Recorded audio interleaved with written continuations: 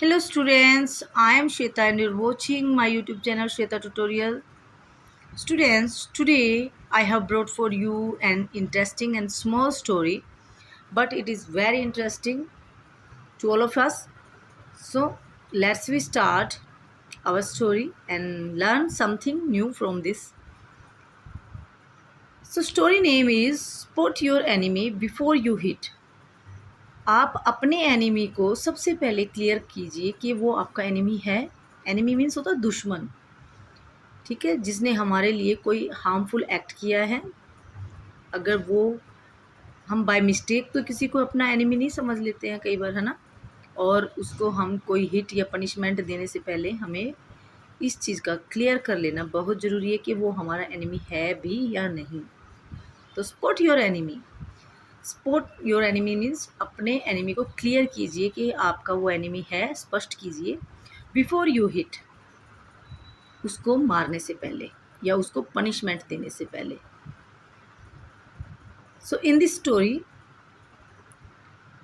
एक bee keeper होता है, ठीक है. उसने हनी बीज जो होती है ना, हनी बीज को पाल रखा था और उनसे वो एक अच्छा सा बिजनेस कर लेता था, कमा लेता था, अर्निंग कर लेता था. इस स्टोरी से एक ये मोरल मिलता है कि without any reason and without thinking we should never do any work. Okay, ये एक मोरल इस स्टोरी से हमें we learn from this story. So let's we start our story. Once there was a beekeeper who had developed a good apiary.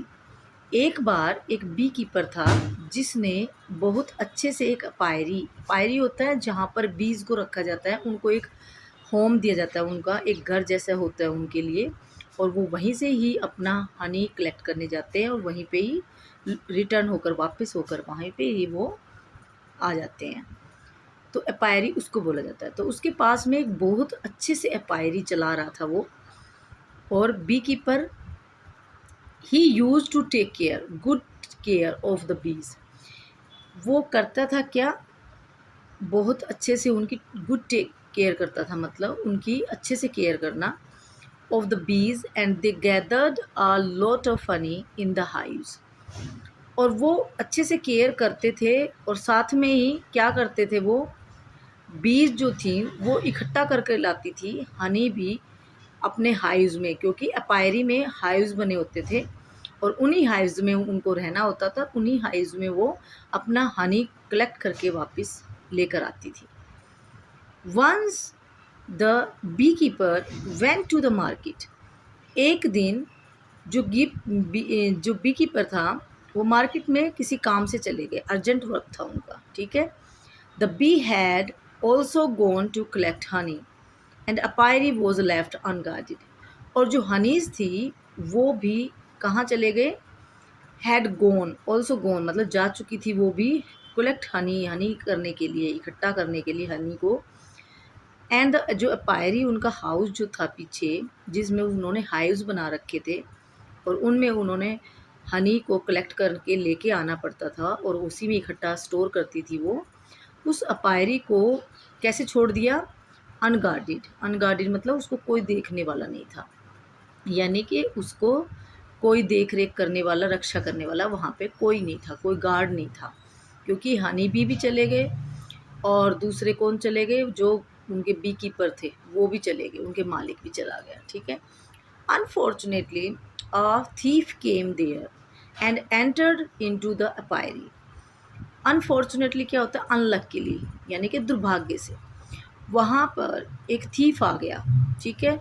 There and entered into the apiary. और वहाँ पर जैसे उसने देखा कि अपायरी तो अकेला है ना, अनगार्डेड है, तो उसने एंटर किया वहाँ पर, यानी कि वो वहाँ पर घुसपैठिया बन गया.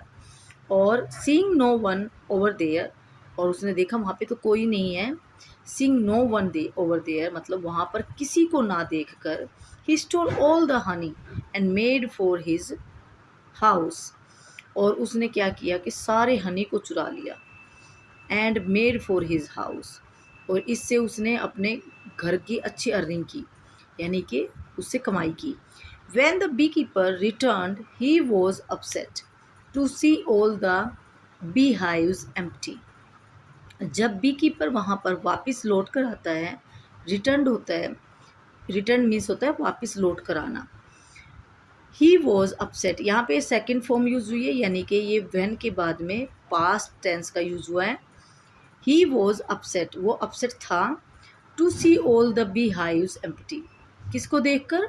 जो बी हाइव्स थे, बी के जो छत्ते होते हैं उसको हाइव्स बोलते हैं, वो सभी खाली देखकर वो अपसेट हो जाता है, दुखी हो गया था मतलब। Just then the bees return with more Honey in their mouth, और तभी हनी को लेकर जो उन्होंने इकट्ठा किया था बीज ने, उनको लेकर वो वापस आती है अपने माउथ में भर के। सीइंग देयर हाइव्स ओवरटर्न्ड, और क्या देखती हैं वो आकर? जैसे उन्होंने क्या देखा? सीइंग देयर हाइव्स, उनके छत्ते जो थे, हाइव्स थे, ओवरटर्न्ड मतलब उल्टे पड़े थे। They thought the bee keeper had robbed all their honey, और फिर उसी बात के देख कर उन्होंने सोचा, दे थॉट मतलब उन्होंने सोचा, बी कीपर जो था उसी को ही उन्होंने क्या समझ लिया? अपना लुटेरा समझा कि इन्होंने ही हमारा सारा कुछ लूट डाला है। ऑल देयर हनी, हमारा हनी जो है वो इन्होंने ही लूटा है, ये बात उन्होंने सोचा। हैड रोब्ड मतलब लूट लिया गया है या लूट लिया गया था, उन्होंने ऐसा सोचा ना। यहाँ पे सेकंड फॉर्म है, पास्ट टेंस यूज हुआ है, और यहाँ पे ये पूरा पास्ट टेंस है। हैड रोब्ड, पहले उन्होंने ये सोचा, किसको? बी कीपर को, क्या? कि had robbed all the Honey, कि उनके द्वारा लूट लिया गया था उनका सारा हनी। एज ही वो स्टैंडिंग देयर, क्योंकि वो जैसे वहाँ खड़े दिखे, उनको खड़ा दिखाई दी गए ना वहाँ पे, तो जैसे वो वहाँ खड़े थे, इसका मतलब ये निकल रहा है यहाँ पे as he was standing there, जैसे वहाँ पे खड़े थे। So they attacked him and stung him hard, और उन्होंने उस पर एकदम ही क्या किया? अटैक्ड, अटैक्ड मतलब हमला किया। एंड स्टंग हिम, स्टिंग की सेकंड फॉर्म स्टंग बनती है, थर्ड फॉर्म भी स्टंग बनती है। तो स्टंग किया, काटा उन्होंने अच्छे से, हार्डली मतलब बहुत बुरी तरीके से काट लिया। दे द बी कीपर क्राइड, और उससे क्या हुआ? बी कीपर जो था वो बुरी तरह से चिल्लाए, मतलब चिल्लाया ना, तो ये सारा पास्ट टेंस में जा रहा है यहाँ पे। You should have spotted the thief, और चिल्लाकर क्या बोले? You should have spotted the thief, तुम्हें क्या करना चाहिए था? स्पॉटेड द थीफ मतलब पहले चोर का पता लगाना चाहिए था। ये स्ट्रक्चर बनता है यहाँ पे, मैंने पहले आपको एक स्ट्रक्चर में कराया था। यू शुड हैव, शुड के साथ में हैव और थर्ड फॉर्म लगती है, तो कोई भी सेंस किसके लिए निकलेगी? चाहिए था, ऐसा करना चाहिए था, और नहीं करना चाहिए था, तो नोट लगा देते हैं बीच में, ठीक है। तो you should have spotted the thief, तुम्हें चोर का पता लगाना चाहिए था। बिफोर पनिशिंग मी, मुझे पनिश करने से पहले, यानी कि मुझे पहले दोषी समझने से पहले या मुझे पनिशमेंट देने से पहले अपने असली चोर का पता लगाना चाहिए था। तो ये मिस्टेक किसने की? हनी बीज ने की, और उसका पनिशमेंट किसको मिली? बी कीपर को मिली।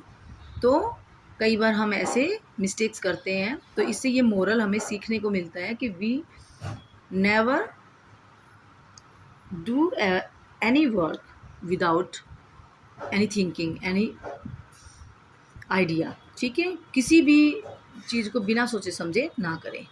Okay, so this is the story for today, and if you like this video, subscribe my channel and like my this video.